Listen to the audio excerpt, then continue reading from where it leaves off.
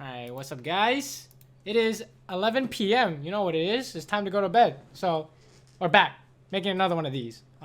Today is about laning.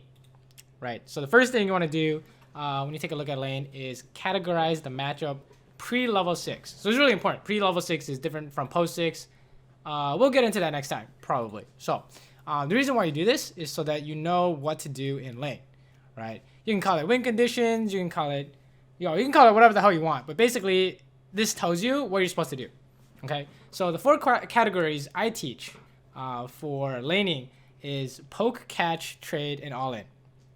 All right, so how do we define these? Well, to make sure we're all on the same page, when I say poke, I mean a champion, like a poke champion is a champion that can do damage without retaliation, right? Like outranged. So something like Zyra Q, Brand W, Soraka spam, all that good shit, right? Even Morgana level 1 pool can be poke, right?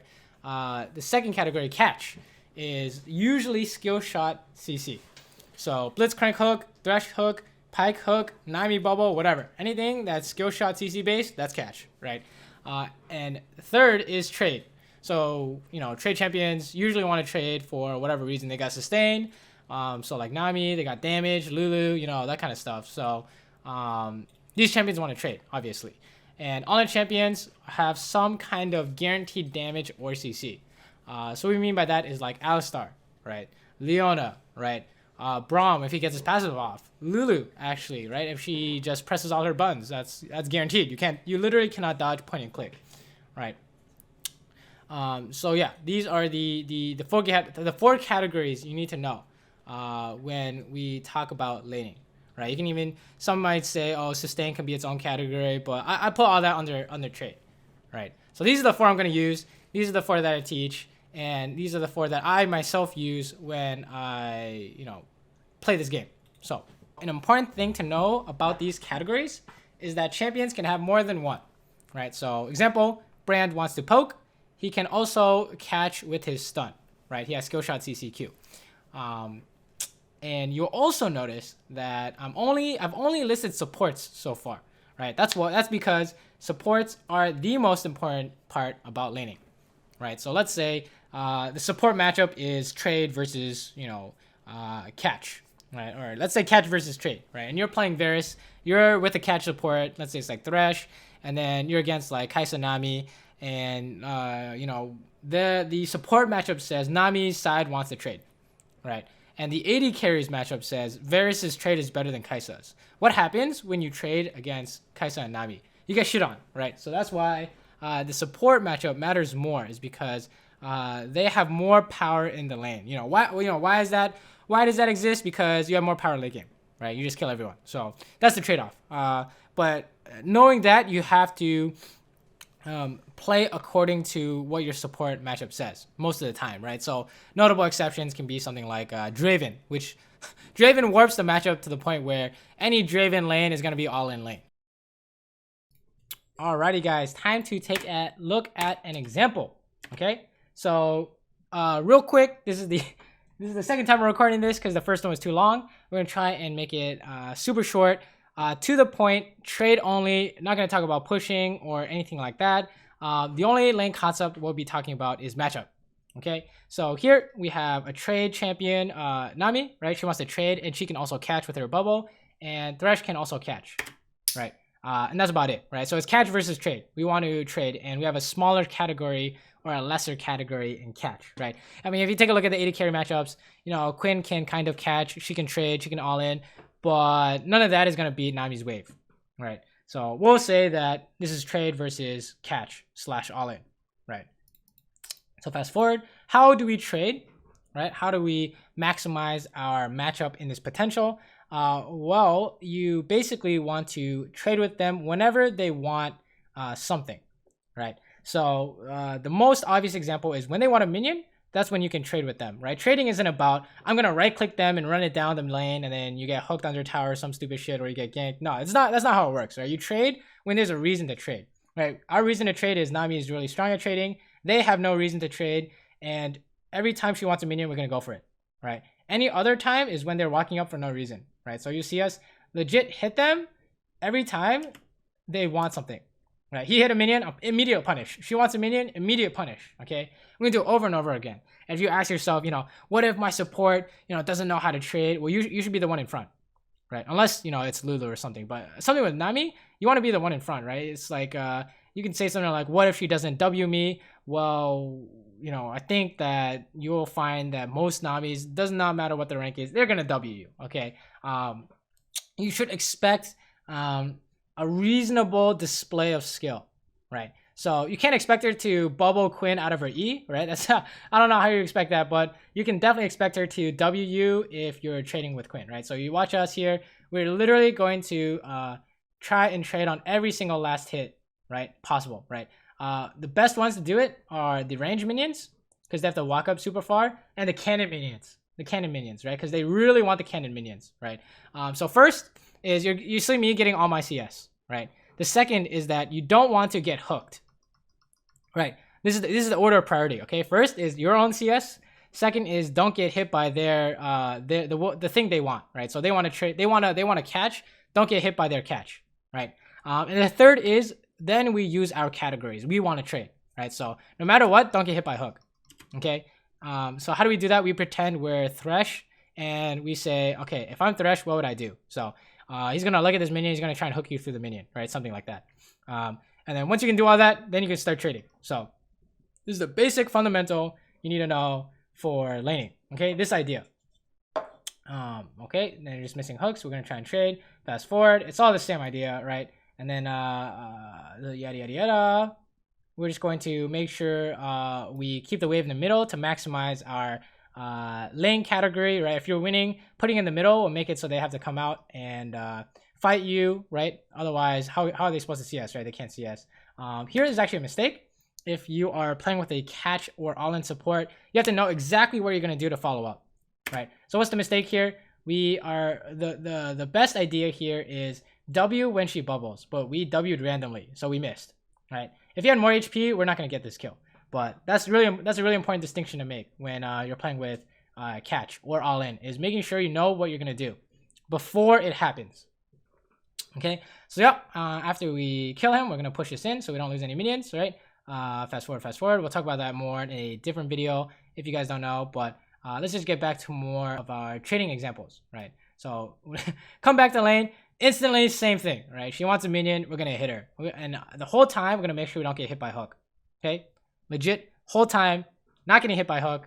Anytime she wants a minion, we're gonna see if we can hit her, right? The melee ones are really hard to do sometimes, but cannon one, oh, bam, easy. Look at that. You already know what's going on, right? We're gonna hit her every time she wants it, right? And you're like, oh, what if she hits back? The reason why you're hitting her is because you know you're winning, because you're gonna get a Nami wave, right? So she can't hit back without losing. That's the whole idea. Anyways, she wants more minions. Oh, she got those. Too bad for me. I couldn't find out a way to trade, but okay. We're getting caught here, so he felt like he had to flash. Well, so that's why we say your second priority is don't fall into their win condition first, is because if you fall into their win condition first, you just automatically lose, right? Here you'll see an advanced idea. We're just pulling the minions to freeze or slow push, right? We'll talk about that more in a different video, but for now, just know that we're doing all this so that we can trade more, right? We're just trying to use our matchup as best as possible, right? So if you look at the CS differential at 7 minutes, we're up 2 waves, 2 full waves, right? If you look at LCS stats, there's a CS difference at 10 minutes and it's like 5 minions or something like that. We're 14 minions up, okay? And these guys aren't bad, right? They're like 0.5%, they're like masters, right? So 0.5% of league players. So if you can do this, you can beat these guys, okay? This is what you need to do. Just if you have a trade matchup and they do not, you want to trade. That's like the general gist of it, right? If they have a category that you do not have, do not do that category. Like if they're all in and you're not all in, do not all in. You have to have some kind of major advantage to do that. Like exceptions would be you have more people, you have a jungle here, or you have so much more HP you can win. Something like that, right? But anyways, fast forward. Going back to our example here. This is number 2. Don't get caught by hook. So we're staying super far away, right? How do we trade with him without getting hooked? I don't know. So we're super far away, right? Fast forward. What are we at? We're at 6 minutes. Okay, not bad. Not bad, Saber. Oh, still trying to trade. You'll notice that it doesn't really matter how this turns out. As long as we're trading and not doing anything else, we're gonna win. Look at this, right? Looks pretty even. I even got her flash, right? And it's not really even because, you know, we're going to get sustained immediately. Look at that. Oh, who won that? We won that, right? For sure. As long as you utilize your category to the fullest, you're going to win. Oh, okay. I should say if you use, as long as you do perform your category better than your opponents, you're going to win. All right. This is important to do. The points I'll take a look at. So in this picture, remember we want to only catch or trade. This does not look like a catch or a trade, okay? If she wants to trade, she can get out by herself. We can't help without getting caught, right? Remember, number 2 comes first, which is don't get caught. So here, not even in hook range, right?